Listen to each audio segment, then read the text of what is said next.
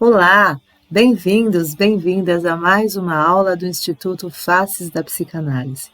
Eu sou Rose Sani e hoje vamos trabalhar com mais um tema que seria a psicossomática da psicanálise infantil. Bora lá? Começando agora com a nossa aula de introdução. É um tema muito vasto, porém eu vou dar pequenas pinceladas para introduzir vocês nesta temática, ok? Aqui está meu currículo, quem quiser dar uma olhada, dá uma pausa aí para me conhecer melhor e vamos adiante. O que é a psicossomática na psicanálise infantil? Então, é uma área que explora a relação complexa entre a mente e o corpo da criança, buscando compreender como os aspectos psicológicos influenciam o desenvolvimento físico e emocional. Isso desde cedo, desde a tenra idade. Eu trouxe aqui para vocês algumas obras relacionadas, quem tiver interesse em se aprofundar, algumas sugestões. Quando se fala em psicossomática, nós temos de levar em consideração dois aspectos: os aspectos psicológicos e os físicos.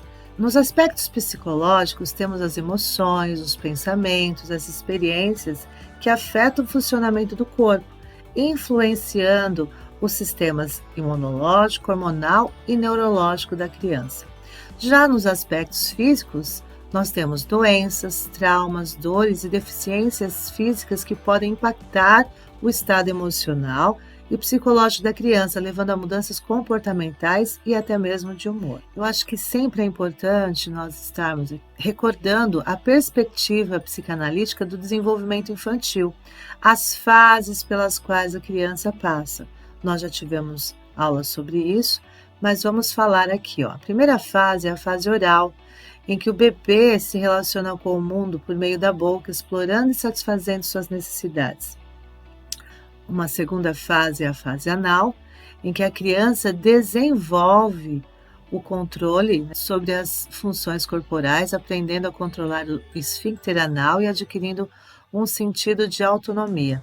A fase fálica, a criança descobre suas próprias diferenças sexuais e o papel do pai na organização psíquica.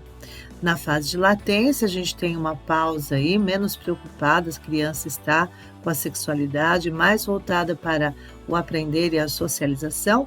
E depois, na fase genital, a adolescência é marcada pela busca de identidade e aparecimento da sexualidade adulta. Por que é importante nós sabermos sobre essas fases? Porque conhecendo o indivíduo em cada uma das suas fases, a gente vai poder detectar aquilo que está diferente, entender aquilo que está sendo somatizado, fazer uma pesquisa para ver se tem algum distúrbio aí somático ou está dentro da normalidade de cada uma dessas fases. Quando se fala em desenvolvimento psicossomático na infância, nós podemos observar três também períodos: a primeira infância, a idade pré-escolar e a idade escolar. Na primeira infância, o desenvolvimento psicossomático é crucial para o bem-estar físico e emocional da criança. A interação com o ambiente e os cuidados dos pais são fundamentais nesse período. O bem-estar é também trazido para esse corpo, trazido para esta mente e tudo floresce e cresce normalmente. Na idade pré-escolar, nós temos uma criança que começa a desenvolver habilidades sociais, a linguagem, a cognição e a influência direta que isso repercute na sua saúde física e emocional. Então, a gente observa nessa idade pré-escolar o que está afetando essa criança para que ela tenha certos sintomas. E depois, numa idade já escolar, é fundamental estarmos percebendo as suas relações sociais, que exercem grande influência no desenvolvimento psicossomático da criança, impactando diretamente na sua saúde e bem-estar. Nunca é demais a gente trazer a linguagem do corpo, emoções e o desenvolvimento que isso apresenta dentro do desenvolvimento típico de uma criança. Primeiro, nós vamos falar de uma expressão corporal. O corpo é um canal de comunicação da criança, transmitindo emoções e sentimentos que nem sempre podem ser verbalizados. Crianças pequenas que não sabem falar, elas vão levar ou trazer essa informação por meio do corpo. Os sintomas, somáticos, são sintomas físicos, como dores de cabeça, dores de barriga e problemas de sono, que podem ser expressões de tensões e conflitos psíquicos não resolvidos. Essa relação corpo e mente. A psicossomática infantil reconhece a independência entre o corpo e a mente, como essas emoções podem impactar no funcionamento fisiológico. E por último, e não menos importante, trabalhar e observar os fatores ambientais. O ambiente familiar e social da criança tem um papel fundamental na sua experiência emocional e no desenvolvimento da relação corpo e mente. Eu gostaria de trazer um olhar histórico e evolutivo desta área da psicanálise. Quem são os precursores deste estudo? As raízes da psicossomática psicanalítica infantil retomam ao século XIX. Freud e Charcot, que reconheceram a influência da mente sobre o corpo. Depois, na primeira metade do século XX, Melanie Klein e Anna Freud exploraram a relação entre conflitos psíquicos e sintomas somáticos na infância. E a partir da segunda metade do século XX, a psicossomática psicanalítica infantil se consolida como um campo de pesquisas e práticas clínicas com a integração de outras abordagens, tanto psicanalíticas, médicas e psicológicas, que vale a pena estarmos observando. Na psicanálise infantil, a Melanie trouxe o papel das relações objetais, qual é a importância desses processos inconscientes para o desenvolvimento somático. O Winnicott também trouxe a questão da relação mãe-bebê, o papel do ambiente e tudo o que isso conduz nas necessidades básicas da criança. A novidade aqui nesse estudo hoje, um pouquinho, é sobre a teoria do Pierre Matt e o seu pensamento operacional. Essa teoria vai ser muito importante no estudo da psicossomática. Eu trouxe aqui uma obra do Pierre, quem quiser se aprofundar, se especializar um pouquinho mais, essa é apenas uma das obras dele, que foi um psiquiatra francês que desenvolveu essa teoria, que se concentra na organização do pensamento e sua relação com o funcionamento psiquissomático do indivíduo. Quando se fala no pensamento operacional, é preciso conceituá-lo, e segundo Marty, refere-se à maneira como o indivíduo organiza e processa as informações, influenciando suas ações e reações, baseado em 3 estruturas, sendo a primeira organização, o funcionamento e a estruturação. Qual seria a primeira base, que é a organização? Refere-se à estruturação do pensamento, incluindo a forma como o indivíduo processa informações e elabora ideias. O funcionamento aborda o pensamento que se manifesta em diferentes áreas da vida, como a linguagem, a percepção e a tomada de decisões, e a estruturação, que envolve a organização do pensamento em diferentes níveis de complexidade, influenciando a capacidade de abstração e resolução de problemas. Vamos falar agora da organização do pensamento e funcionamento psíquico. Para Martin, o pensamento operacional influencia na maneira como o indivíduo se relaciona com o mundo e com os outros, incluindo suas emoções, comportamentos e interações sociais. E para isso nós vamos trazer 3 análises do pensamento: o lógico, o intuitivo e o criativo. Quando se fala em padrões de raciocínio linear, estamos falando do lógico. Então, dentro do padrão linear, nós temos pensamentos coerentes, estruturados comuns, situações de resolução de problemas e tomada de decisão. Quando falamos em pensamento intuitivo, somos guiados por emoções, percepções e experiências, atuando de forma rápida e automática, influenciando a tomada de decisão. Já o pensamento criativo está relacionado à capacidade de gerar novas ideias e soluções, explorando diferentes perspectivas e combinando elementos de forma inovadora. A relação entre o pensamento e o funcionamento somático para Marty não se limita à mente, mas também influencia o funcionamento físico do corpo. Pensamentos negativos e repetitivos podem levar a respostas fisiológicas, como aumento de frequência cardíaca e da pressão arterial. Doenças psicossomáticas surgem em decorrência disso, com certos padrões de pensamentos que podem contribuir para o desenvolvimento dessas doenças. Uma delas seria a úlcera pepética, a síndrome do intestino retável e outras que eu vou apresentar para vocês. As reações fisiológicas estão relacionadas aos pensamentos que podem influenciar a liberação de hormônios, como o cortisol e a adrenalina, impactando no sistema nervoso e até no comportamento das pessoas. A aplicação da teoria do pensamento operacional de Martin pode ser utilizada em qualquer área, tanto de pesquisa, educação, como saúde mental. Então, na psicoterapia, a teoria dele faz com que nós compreendamos a relação entre o pensamento, o comportamento e o funcionamento físico do paciente. Na área da educação, podemos desenvolver estratégias para promover um pensamento crítico e a resolução de problemas em crianças e adolescentes.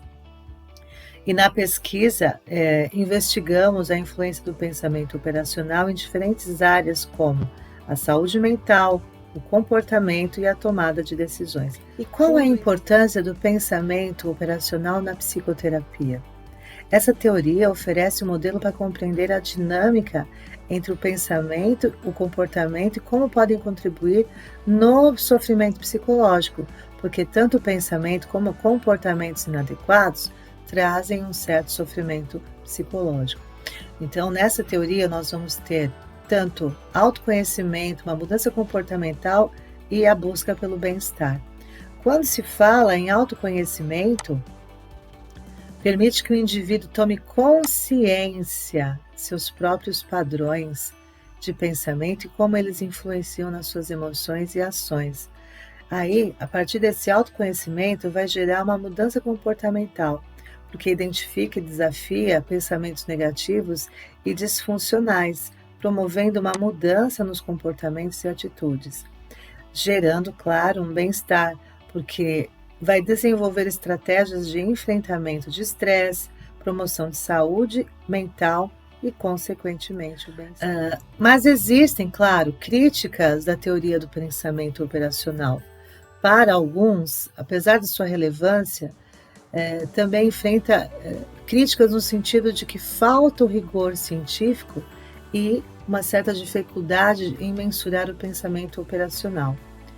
Dentro dessa dificuldade, a subjetividade do pensamento dificulta a criação de métodos padronizados para a sua medição e a avaliação.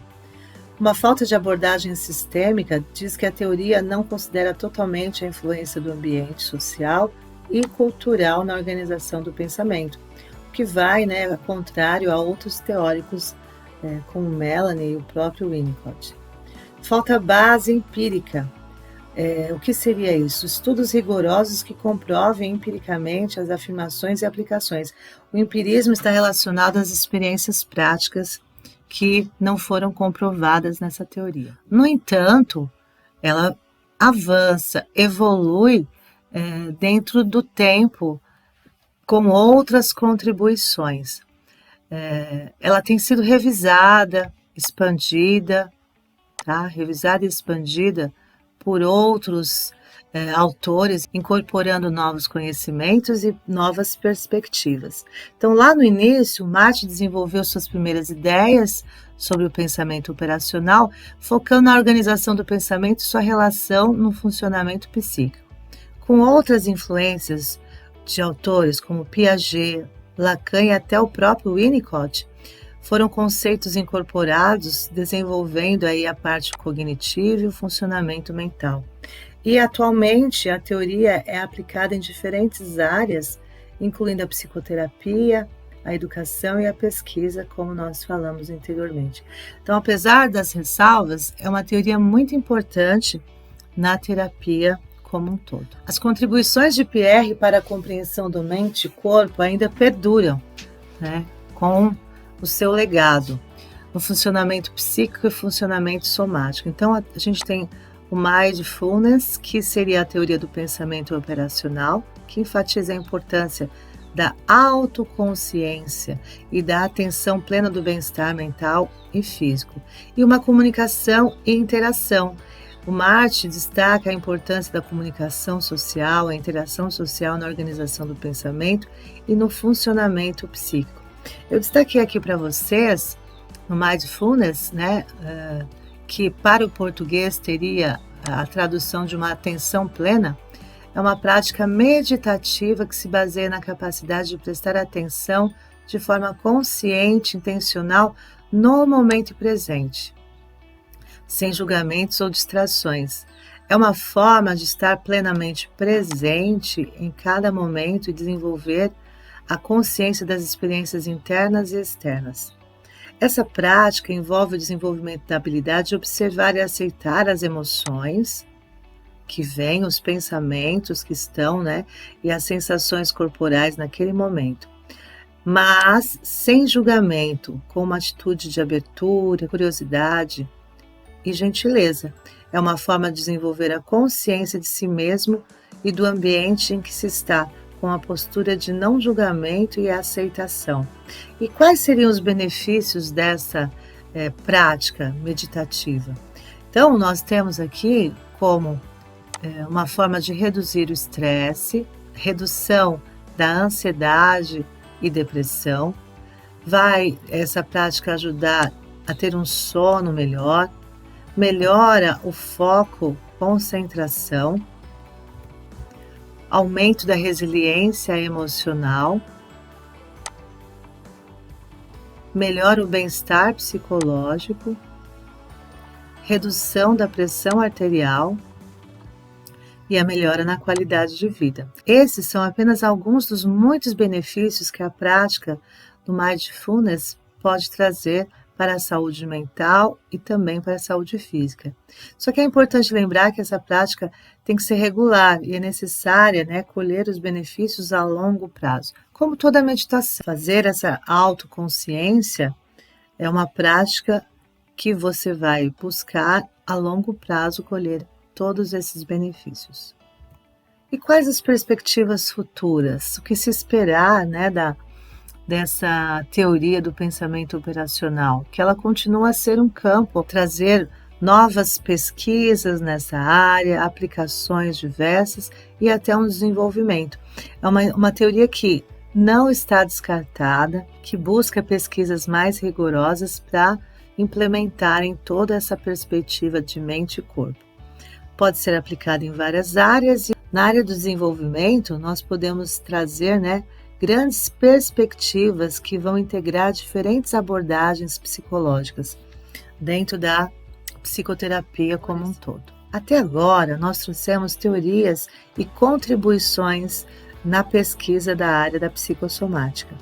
Agora eu vou apresentar para vocês alguns distúrbios psicossomáticos comuns para que nós possamos buscar soluções e tratamento nessa área. Vamos lá? Os distúrbios psicossomáticos infantis mais comuns, dentre eles a enurese, doenças de pele, dor de cabeça, doenças gastrointestinais. É muito comum na clínica nós recebermos crianças que não conseguem, durante o sono, controlar o xixi. Isso mesmo, a enurese está relacionada a essa perda involuntária, que traz, como fatores causadores, tanto questões emocionais como psicológicas, que podem ser estresse e ansiedade. Temos também muitas crianças com dores de cabeça, sem saber quais seriam, os problemas iniciais que se investigam e não se chega a nenhum consenso. Doenças de pele como dermatite atópica, urticária, entre outras, podem ser muito comuns de acordo com o estresse, ansiedade e conflitos.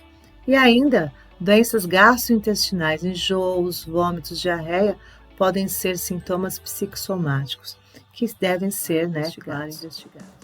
A primeira questão, quando se chega com uma criança com alguns desses sintomas, seria fazer um diagnóstico.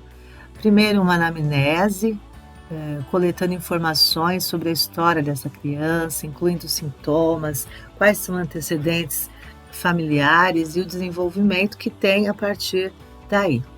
Buscar exames clínicos para descartar causas orgânicas desses sintomas e avaliar o estado físico da criança. Talvez fazer exames complementares, como laboratoriais de imagem, para investigar todas essas questões para ver se de fato não são causas orgânicas desses sintomas. E aí, a partir de descartar essas questões orgânicas, vamos fazendo testes e avaliações psicológicas desse comportamento para verificar o estado mental e emocional e buscar as raízes destas questões.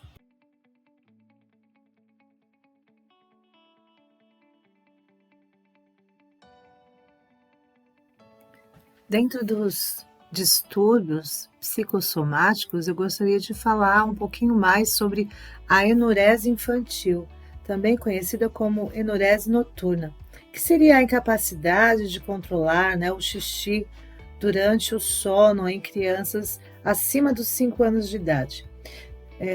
Por que acima dos 5 anos? Antes disso, a criança ainda está aprendendo, talvez até numa reação tardia, da fase anal, a controlar os esfíncteres, mas aos 5 anos já estaria maturo, deveria estar maturo já o seu sistema. Não controlar a bexiga durante o sono pode caracterizar uma enurese infantil. Essa condição pode ter implicações emocionais e sociais significativas, tanto para a criança quanto para a sua família. Quais as causas psicológicas da enurese infantil?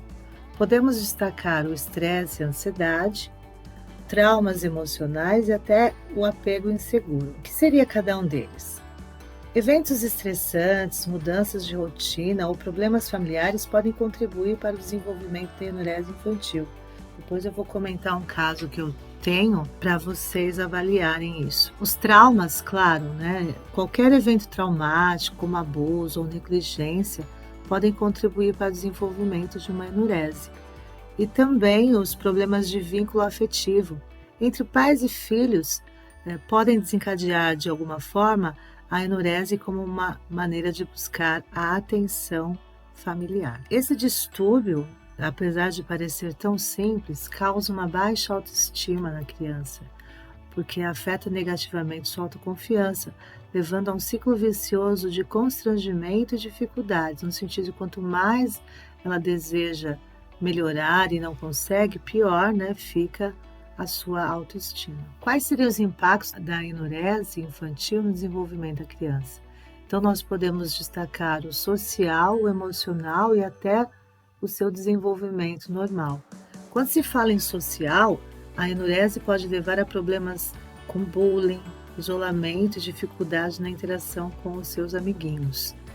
No quesito emocional, a criança pode desenvolver sentimentos de vergonha, baixa autoestima e ansiedade, afetando seu bem-estar emocional. O impacto no desenvolvimento também pode interferir no sono, porque a criança acorda molhada, levanta, vai chamar os pais, ou então fica ali na sofrência de estar molhada novamente, não dorme direito, e tudo isso pode afetar, prejudicando o seu desenvolvimento físico e cognitivo. Quais seriam os tratamentos multidisciplinares para a enurese? Primeiramente, uma avaliação médica, uma consulta ao pediatra ou urologista para descartar causas orgânicas.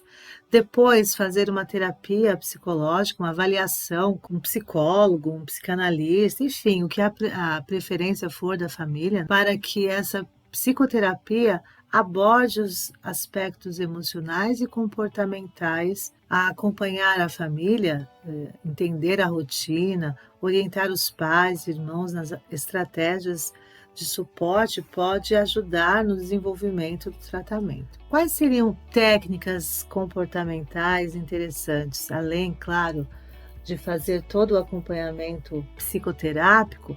Podemos trabalhar com o treinamento da bexiga, são exercícios e rotinas para conscientizar a criança sobre os sinais de enchimento dessa bexiga.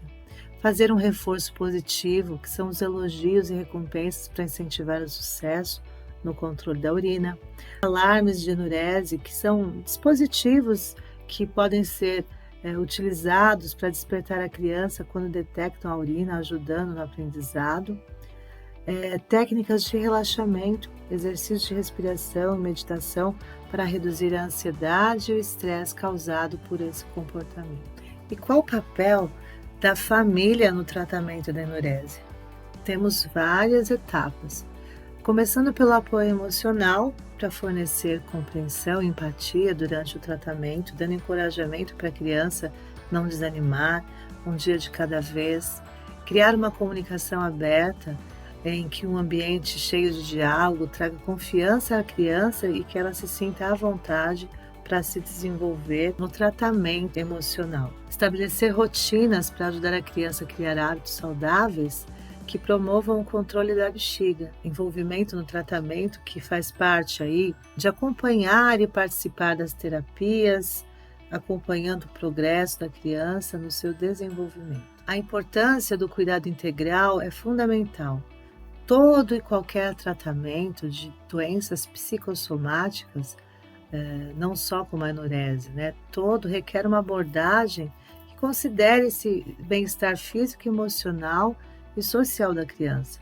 Temos de adotar perspectivas que promovam esse desenvolvimento de maneira saudável e não frustrando a criança. Temos que apoiá-la no seu desafio, a resiliência e fazer com que ela se sinta cada vez melhor.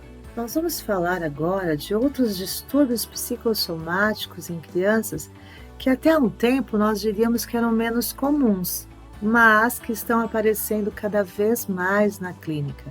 Seriam os distúrbios alimentares, transtornos de ansiedade, asma psicossomática, depressão, problemas de sono e até convulsões.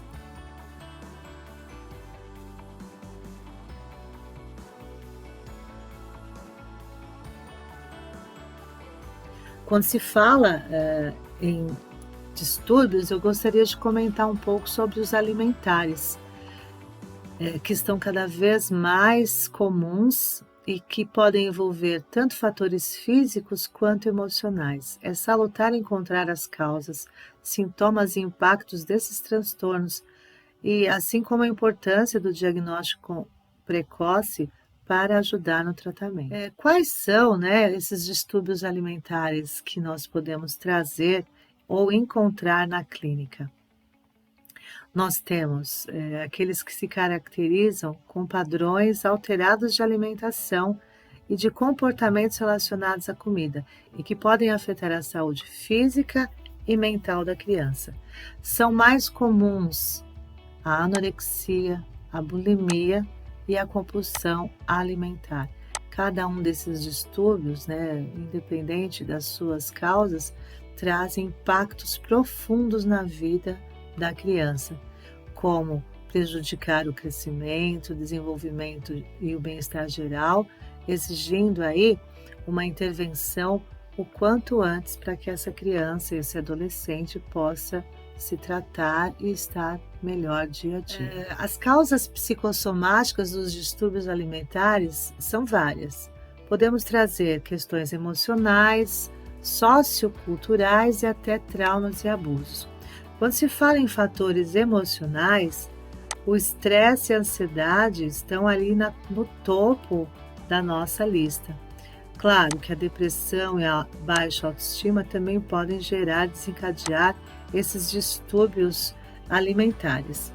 Dentro das influências socioculturais, existe uma que é a base, que é o padrão da beleza, que muitas pessoas procuram um padrão irreal, cheio de expectativas irrealistas sobre uma aparência que pode causar distúrbios, infelizmente. Traumas e abusos também podem gerar distúrbios alimentares. Perdas significativas, abuso físico ou emocional podem levar a comportamentos alimentares prejudiciais de forma a lidar com a dor. Os sintomas comuns podem ser as alterações de peso, ganho ou perda de peso significativa fora do padrão esperado pela idade. Isso aqui é extremamente importante estarmos percebendo. A mudança do comportamento, obsessão por comida, rituais alimentares, exercícios excessivos, isolamento social também são sintomas comuns. Sinais físicos: fadiga, fraqueza, distúrbios de sono, problemas de pele e cabelo, tudo isso pode ser causado por questões alimentares e até as irregularidades menstruais. Quando a jovem, está anoréxica, por exemplo, desnutrida, ela não tem menstruação, o fluxo é interrompido. Então é um fator aqui de alerta para nós também. Alterações emocionais como baixa autoestima, irritabilidade, humor instável e ansiedade em relação à alimentação também são sintomas caracterizados a distúrbios alimentares. E quais seriam os impactos na saúde física e mental? Desnutrição e deficiências. Isso já fala por si só. Os nutrientes essenciais nem sempre são satisfeitos e a criança pode ter um prejuízo no seu desenvolvimento. Problemas cardiovasculares. A irregularidade no batimento cardíaco, pressão arterial baixa e problemas circulatórios são muito comuns nesse tipo de distúrbio. Impacto psicológico. A baixa autoestima, a depressão, a ansiedade, seja a pessoa estando acima do peso, seja estando abaixo do seu peso, esses impactos vão estar influenciando no bem-estar da criança. Todo mundo pergunta, todo mundo comenta, todo mundo olha e essa criança, esse jovem vai se sentindo incomodado. Qual o papel dos pais e cuidadores nesse processo? É essencial, principalmente com relação ao apoio emocional, validando os sentimentos, observando, conhecendo a rotina e sabendo que aquilo não está dentro da normalidade. Valide os sentimentos da criança, acolha, que é o primeiro passo. Depois, ter uma comunicação aberta, um diálogo honesto e empático sobre alimentação e saúde mental são essenciais para ajudar a criança a entender que ela está fora do padrão, que alguma coisa está errada. Depois, trazer uma educação, uma orientação próprios para essas situações.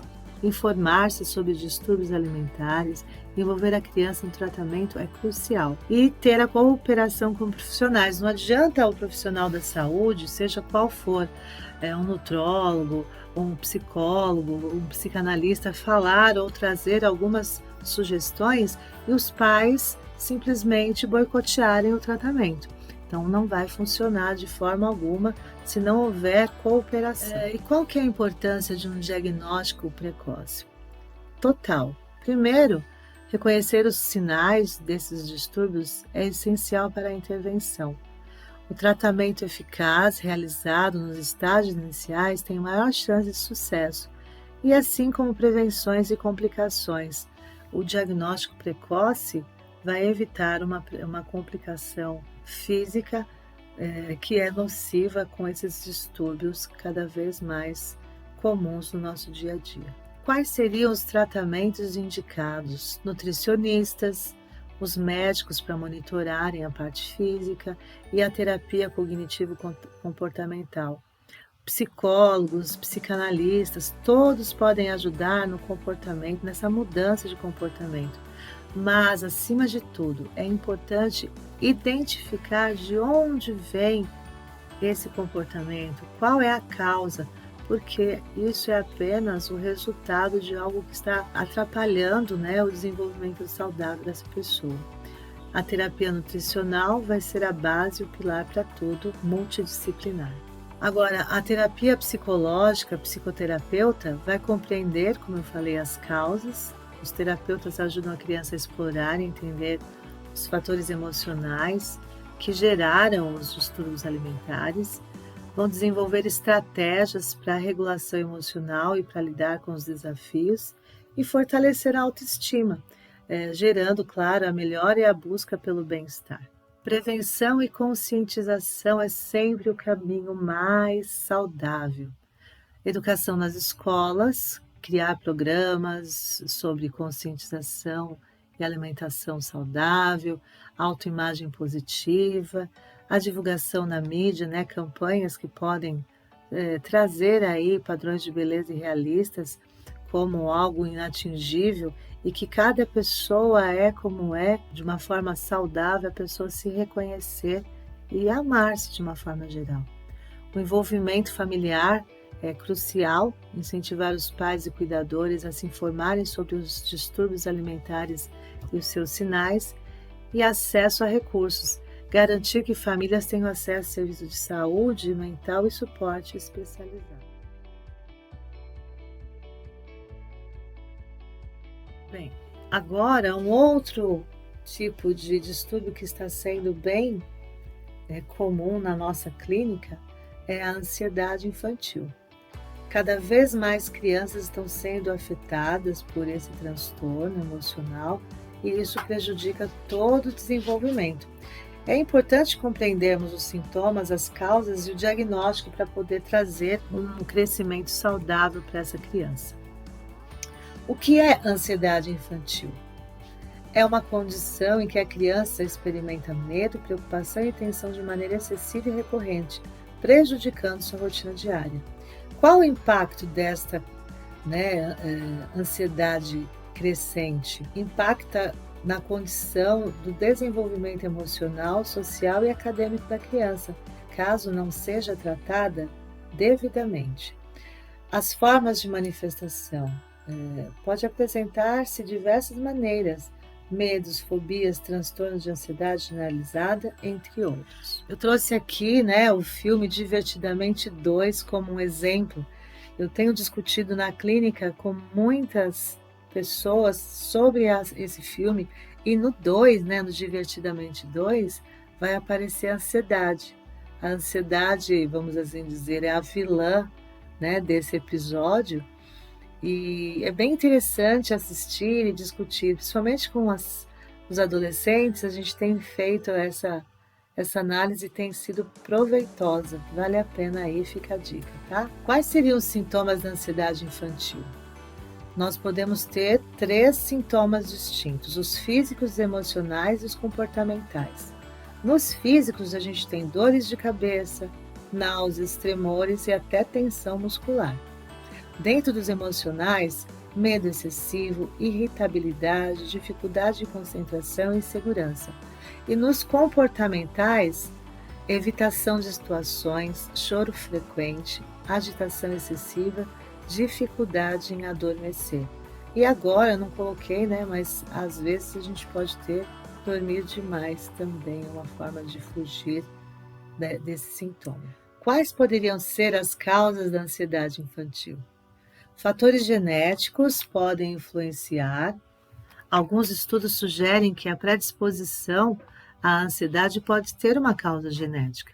Experiências traumáticas, eventos estressantes na infância, como abuso, negligência, perdas, podem aumentar o risco do desenvolvimento de ansiedade. O ambiente familiar em que exista superproteção, conflitos ou estresse crônico pode também contribuir para o desenvolvimento da ansiedade na criança. E algumas questões de temperamento. Há crianças que têm um temperamento mais tímido, são inibidas ou sensíveis e têm uma maior probabilidade de desenvolver ansiedade como distúrbio. Como seria o diagnóstico da ansiedade infantil? Primeiramente, fazer uma avaliação clínica com um profissional da saúde mental, um psicólogo, um psiquiatra infantil. Depois, ter esse diagnóstico do profissional, descartando condições que possam causar esses sintomas que não sejam emocionais, e fazer entrevistas e questionários. A criança e os pais, nas anamnésias, nos questionários que vamos fazendo no setting terapêutico, vão trazendo para nós, profissionais da saúde, também os sintomas para poder diagnosticar esse tipo de distúrbio. O diagnóstico precoce é importante para evitar o agravamento da situação e tornar a ansiedade algo crônico.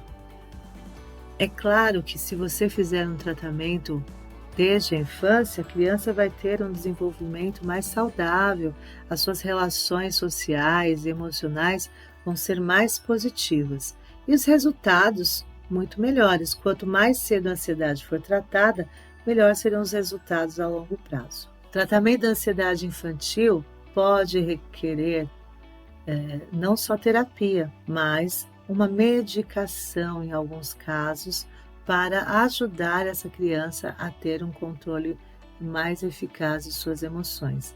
E a educação dos pais. Ensinar os pais técnicas para apoiar a criança é fundamental no tratamento da ansiedade também. A técnica de relaxamento do Mindfulness, que foi lá do Martin, né, um legado, também tem sido indicada para o tratamento da ansiedade, não só em crianças, como em adultos também. Exercícios de respiração para acalmar o corpo e a mente, imaginar cenas relaxantes para distrair a criança de seus medos, práticas de atenção plena que ajudam a criança a focar no momento presente. Depois eu vou falar um pouquinho sobre isso. E yoga e exercícios, né? As atividades físicas liberam as tensões e melhoram o bem-estar. São alguns dos tratamentos indicados aí nas clínicas de uma forma geral. Qual o papel dos pais e da escola no tratamento da ansiedade? Os pais têm um papel crucial no apoio emocional e na implementação do plano de tratamento da criança.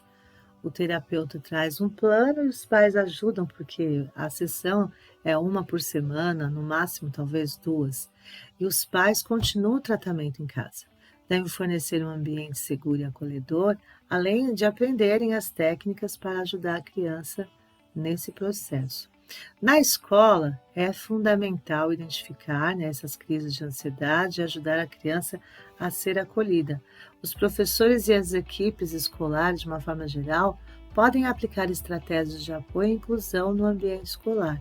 É claro que o acesso à escola é muito mais complicado, mas as famílias têm que fazer essa ponte ou o terapeuta ir até a escola também.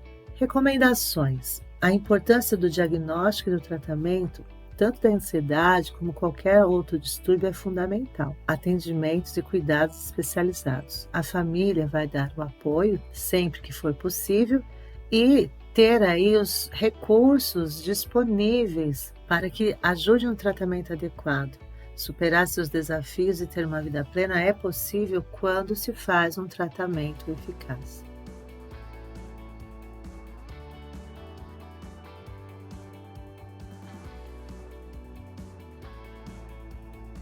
Aqui eu gostaria de trazer alguns comentários clínicos para que nós possamos avaliar aí a questão dos distúrbios. Recentemente, uma aluna que apresentou, desde o início do ano, um distúrbio alimentar.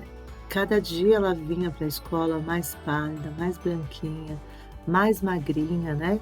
E nós, enquanto escola, acionamos a família, chamamos, a mãe demorou para vir, tivemos que implicar aí no acionamento do conselho tutelar para que a mãe pudesse enxergar que a filha estava tendo um distúrbio alimentar. No caso, né, da anorexia e também bulimia, que é a questão dessa menina de 13 anos, foi desencadeado, segundo o tratamento agora que está sendo feito, pela perda do pai. Há 2 anos o pai dela morreu.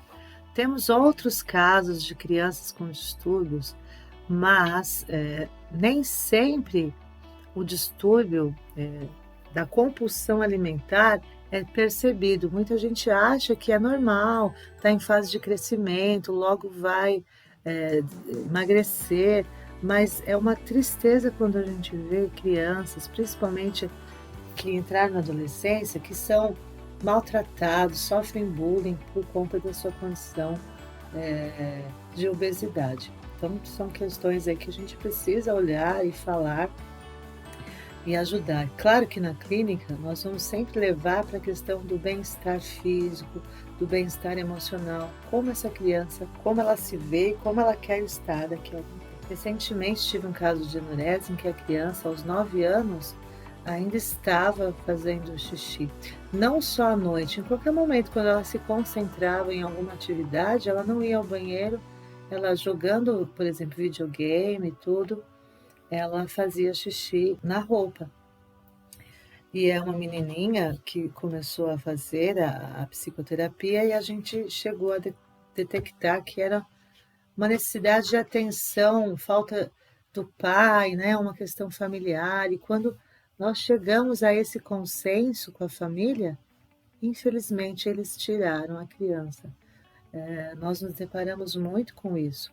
A criança é diagnosticada, começam a ser feitas as intervenções e a família simplesmente desaparece, não, não apoia ou não sustenta o tratamento. Questões de convulsão, também já temos tido casos por questões extremamente emocionais. A ansiedade gera uma convulsão. E o tratamento é essencial. Claro, fazer, né, todo o diagnóstico para identificar as causas, mas eu tenho 2 casos clínicos de convulsão por conta da ansiedade. Chega-se a um ponto em que a ansiedade é tão grande que o jovem convulsiona.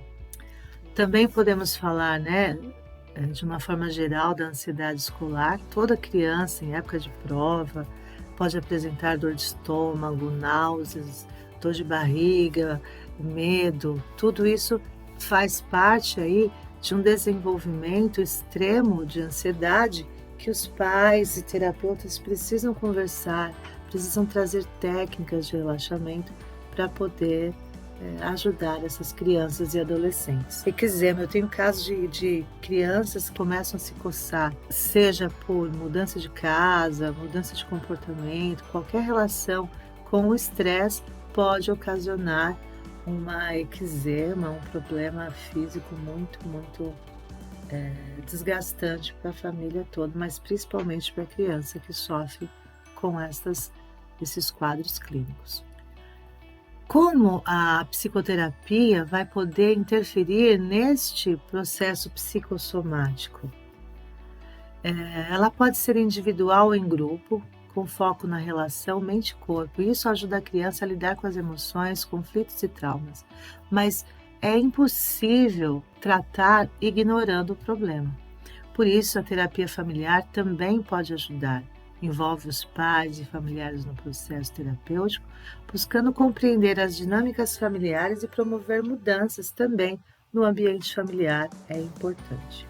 Em alguns casos, é necessária a indicação de medicamentos, e isso o médico vai ter que avaliar, normalmente um psiquiatra, porque às vezes a criança, o jovem, não consegue sozinho e apenas com a terapia vencer a ansiedade, a depressão, problemas do sono, os distúrbios alimentares, entre outros.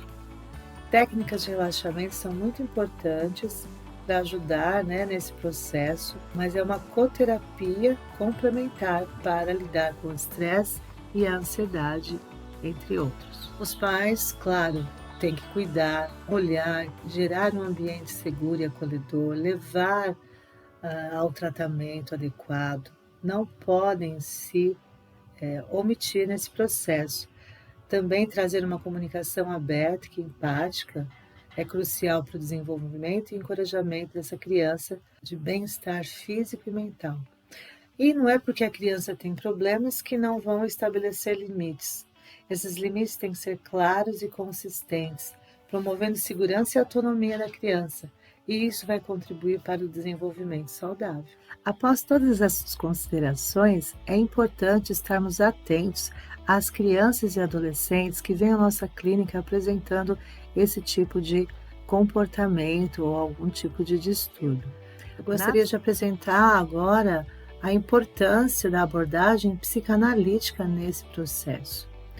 A psicanálise permite acessar o inconsciente da criança, revelando conflitos, traumas e desejos reprimidos que podem influenciar sua saúde.